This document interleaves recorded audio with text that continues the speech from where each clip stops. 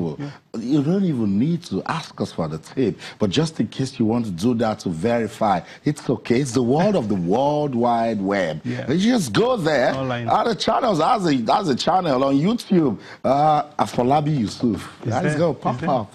That's what it is. This revolution was so glad that we're televising it. Let's see day 3 results of the channel's International Kids Cup Lagos preliminaries. What a story we had today. Look, I'm carrying out the research to find out if at any grassroots level we've seen 21 penalty kicks taken. 21.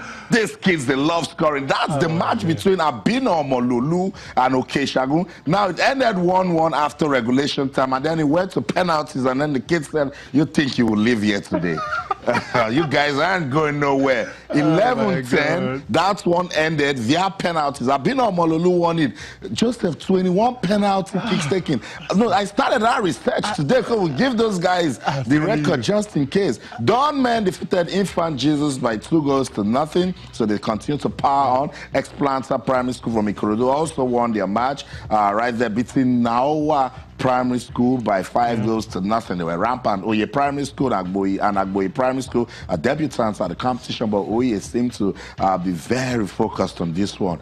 They advanced via penalties. 8-7. 8-7. That's a lot of penalties being taken right there also. That's for Campus Square Mini Stadium. Let's go to the Sherry Mini Stadium and let you know what happened today at the Channel's International Kids Cup. St. Paul's Catholic Primary School played Army Children's School. Army Children's School won that one. I can see, remember that sweet goal that was scored by Rakib. The goalkeeper did everything he could to save, but the defenders were nowhere. And Rakib showed us once again that football is a game of taking chances. Took a chance, and then they went on to win down by a single goal. Unifrance Primary School, and of course, Maryland Convent Primary School started proceedings at the Sherry. Unifrance won that one 4-0. I must let you know that Fawaz Ojora is a fantastic footballer, and he's just 10 years old. Fawaz has got good control on the ball, and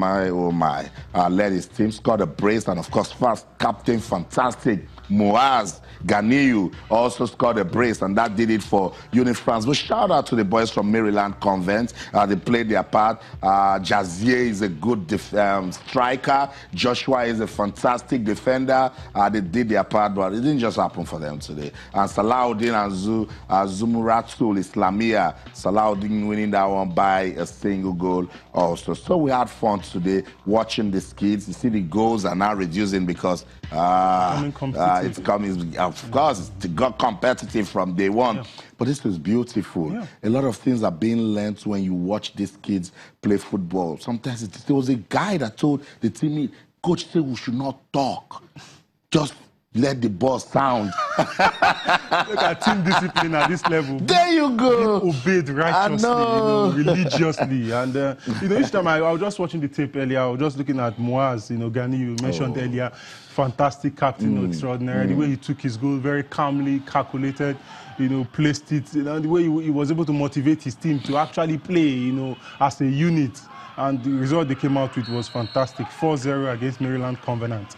Zumaratu on their own hand, Islamia lost 1-0 to Salahuddin School, and then the addressee was that of Real Madrid, more or less like when I saw this, I felt well, maybe they will perform like Real Madrid would do, but they got that goal against them, and they couldn't come back.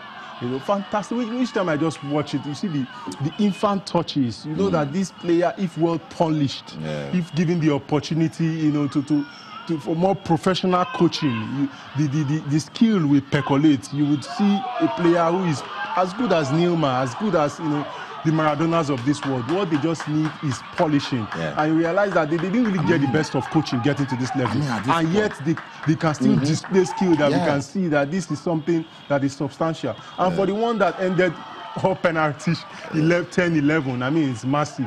I can't recall a game that obviously they own the record. It shows that these kids are really schooled in the act of scoring penalty kicks. It's not easy to take penalty kicks. I know, because you need to be composed. The crowd is looking forward to you. There's tension as well at that level. Pressure. But you see, these guys, they just love to have that ball at the back of the net. So it was a long wait. 11-10. Look at how tactical that was. You know, but it speaks a lot that these kids, they understand what it means to win. And I like the way they're beginning to take it when they lose. Most times they cry. Oh, well, of course. But now they're saying to themselves, we'll be back next year. It's okay.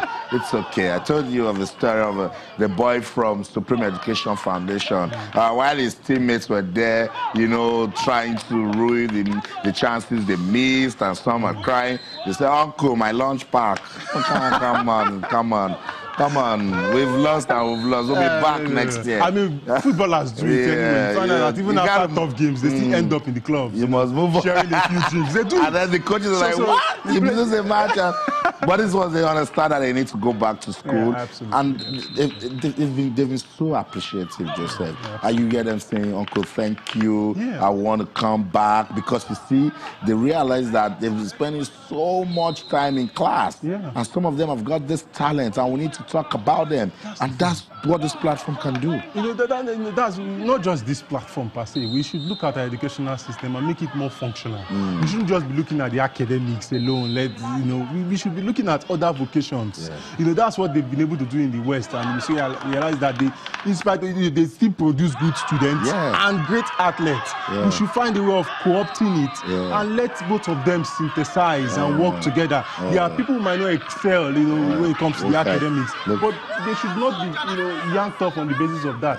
Other platforms should be given to them to percolate their skills, you know, so that they can also, you know, bring glory not just to their families, but to this country as well. That's right, and letting us understand that it is what we sow will reap. Yeah, so more investment should be given to the grassroots. And of course, you saw that joy from students of pupils of Abino, Omolulu, kids at that level. 21 kicks in a penalty shootout. Wow, let's go on this break. When we come back, we'll talk more on the Channels International Kids Cup Lagos preliminaries. Don't go anywhere. Stay.